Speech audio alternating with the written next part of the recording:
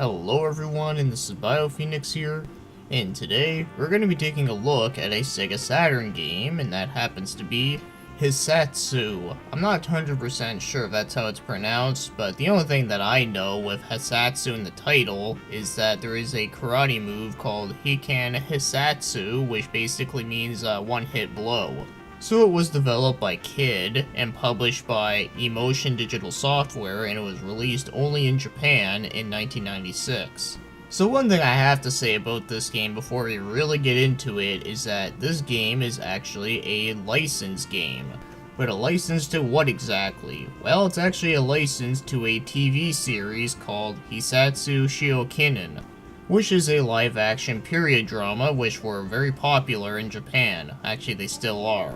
But however, I have yet to see this one, and hell, I've actually never seen any of them like whatsoever, but still, kind of odd that they would turn this into a video game. Well, they did, and there was actually a couple other ones that came out before this game though, but this is the one that I can actually play. For it is a action platformer, which I guess doesn't come as a surprise, but if it plays like anything, it kind of reminds me of like Shinobi.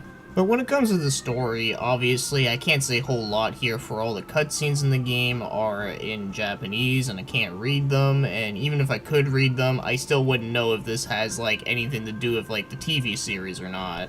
So anyways, it's a typical level-to-level platformer, just like I said, like Shinobi. But in this game there's 4 playable characters, and you can select 2 of them. And you can switch between the 2 characters anytime during the level. So the 4 main characters you got here are Nakamura Mondo, who happens to be a swordsman. Then there's Tetsu, who happens to use his fists. And then there's Hyde, who happens to use needles. And finally there's Yuji, who happens to use thick string, and he uses it like a whip. So all the characters have their strengths and weaknesses, and of course their distances of range. So Mondo is your typical sword slashing guy, and he can actually use his sword to cut through hidden objects. Hyde can actually throw projectiles at enemies, and they usually can kill them in one hit. And Yuji just happens to use his weapon a little higher length. Yeah, unfortunately his special attack is not that great, but he is pretty OP for that he can easily cheese out bosses and many enemies, for that he can actually get by blocks.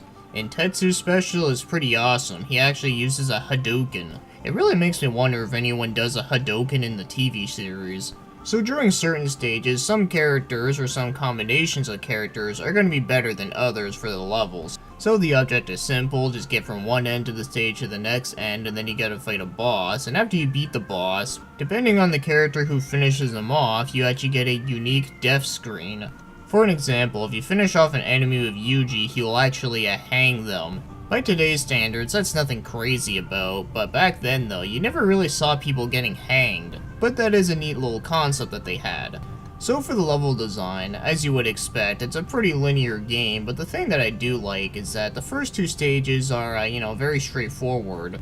But stage 3 and onward, the stages actually do get bigger, and there's different pathways you can take. Some of them are easier, some of them are much more harder, but of course sometimes the harder path could lead to a good payoff. For that you could find a hidden secret that can take you to a shortcut, or you could potentially find some health pickups. And I do really like that idea, even though I did die a shitload of times on the 3rd level, but eventually I did it after figuring out some pathways to take that were much easier. So now, when it comes to the game's controls, I think they are actually pretty good. So the button layout is very simple stuff. So you switch characters with the shoulder buttons. One button jumps, the other button attacks, and then you got another button which allows you to do special attacks. And the jumping, walking, and attacking in this game does feel really good. I can't really think of much complaints about them. But if there is one thing I had to mention, is that blocking attacks in this game does take some time to get used to, so you can only do it by making an attack and then holding down the attack button. It does sound simple, but I never think about it, but every time I do think about it and I try and do it, it's just a little bit difficult to get used to. Especially with those enemies that throw projectiles, those are probably the worst for that.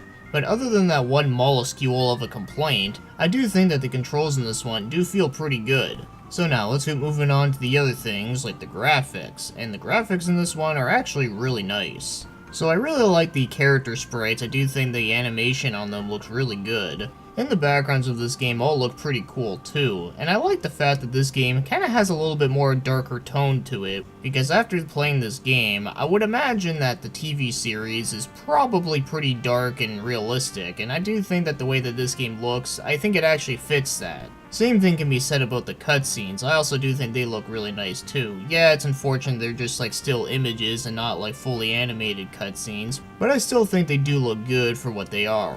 But I suppose this doesn't come as a surprise since most 2D games on Sega Saturn do look really good. So now, as for the game's music, now the music in this game I really do like it a lot, but one thing that may seem kinda weird is that when you're playing this game, the first thing you might be thinking is, wait, why does it sound like Good, the Bad, and the Ugly? Not that that's a bad thing, because the music in that film is fucking awesome. But still, it might be a little odd to have a music like that in a samurai-looking game, but the thing is though, I'm not 100% sure if like the TV series had music like this, so it could be fitting, but like I said, I can't comment on that. But either way though, the music does sound really good though. And I especially really like the song that plays in Stage 4. But one quick little thing I want to mention about the sound effects is that sometimes I like screwing around with using Tetsu, who uses his fists. He is a little tough to use in certain levels, but I will say though, I really like using him for his sound effects for his fists. I don't know what it is, it just sounds really satisfying. So now, if you wanted to go out and buy this game, okay, so when it comes to Sega Saturn games, obviously you're probably expecting this game to be like stupidly expensive. Well, unfortunately, I can't really give a good pinpoint price because I only found one copy of the game and it happened to be a bidding, so it's hard to say on that. But I would imagine that this game is probably one that is going to be a bit tough to find, especially outside of Japan. But if you do want to at least play the game, I just want to say that Mendefen is a lifesaver. So if you do want to try it before you buy it, that is my personal recommendation. So now, as for my overall thoughts on Hissatsu, this is actually a really enjoyable game. I actually liked it a lot more than I thought I would. Especially knowing after the fact that it's a licensed game. We all know how licensed games turn out. Well, for the most part, because there are some that are good, but there's so many that are so bad. But yet this one is actually pretty good. But if there is one other thing I should let you guys know about is that this game is pretty damn difficult, but it's not like stupidly impossibly difficult. The game is pretty fair. For that you do have many continues, and you start off with quite a bit of health, and you can actually carry more health than what you start off with, which is always good.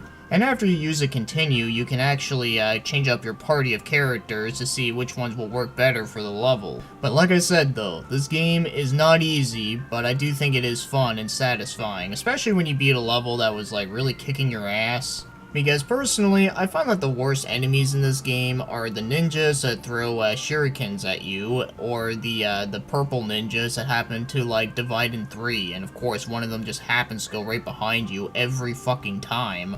I'm actually shocked that there are enemies in this game that are more, like, annoying than the fucking birds, because everyone knows that birds in video games just stick up the middle finger at you. So yeah, overall, Hissatsu is actually a good game, and it actually feels good to review something that is, you know, good. Because unfortunately, it seems like a lot of the other games I've been reviewing lately have either been games that are just okay, or ones that are just mediocre, or ones that are just really fucking shitty. And of course I'm talking about Eternal Quest mostly, because fuck that game. But anyways, this one I can definitely recommend to side-scrolling fans. So with that said guys, thank you for watching and commenting, and have yourselves a great day.